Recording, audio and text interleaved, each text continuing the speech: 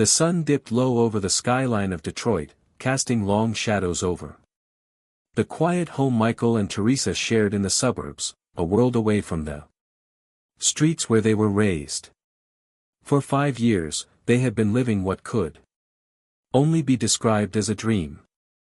But tonight, that dream had unraveled into silence.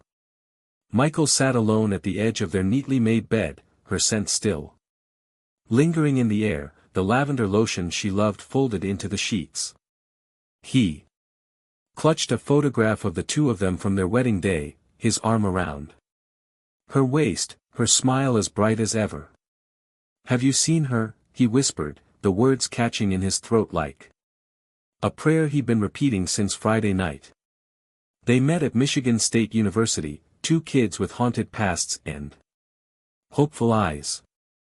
Michael, hardened by Detroit's gangline streets, and Teresa, just as resilient from Flint's poisoned waters and broken promises. They connected instantly during freshman orientation. She had challenged him, told him, "Don't let where you're from decide where you're going." And he listened. They were inseparable. Studying late nights in the library, sharing takeout under the stars, pushing each other past exhaustion during finals. They beat the odds, not just in school, but in love. After graduation, Michael landed a job at the country's top engineering firm. Teresa rose quickly, becoming a respected financial executive at a leading hospital. Life had been kind to them. Laughter filled their home, trips were planned with excitement, and love flowed easily, deeply. But now, 5 days had passed. 5 agonizing, sleepless nights. Michael drove through the city each evening, passing old spots, where they first kissed, where they celebrated her job promotion, where they dreamed out loud of children and white picket fences. "I see her face everywhere I go," he muttered as he pulled up to Belle Isle, where they once watched fireworks burst over the water. But she's not really there, just memories. The police had no leads. Her car was found parked near the hospital, but no sign of struggle. No texts. No calls. Her phone went dark that Friday at 6:42 p.m.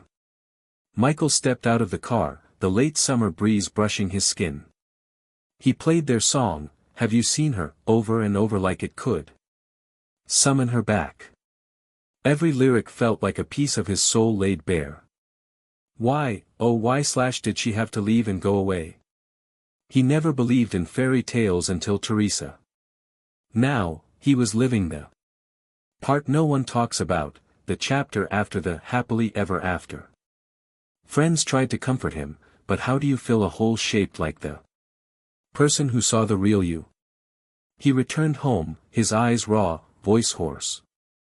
Her mug was still on the counter, her favorite cardigan draped on the couch. He whispered into the stillness, "Teresa, if you can hear me, I'm not angry. Just come home. Please. I'll wait. I'll always wait." He opened the window, hoping maybe somehow, somewhere, she'd hear him. And far off, in a place unknown, the wind seemed to carry a whisper in return. "Have you seen her? Tell me, have you seen her?" Love doesn't end when someone disappears. It waits. It hopes. And in Michael's heart, it beats on, until he sees her again.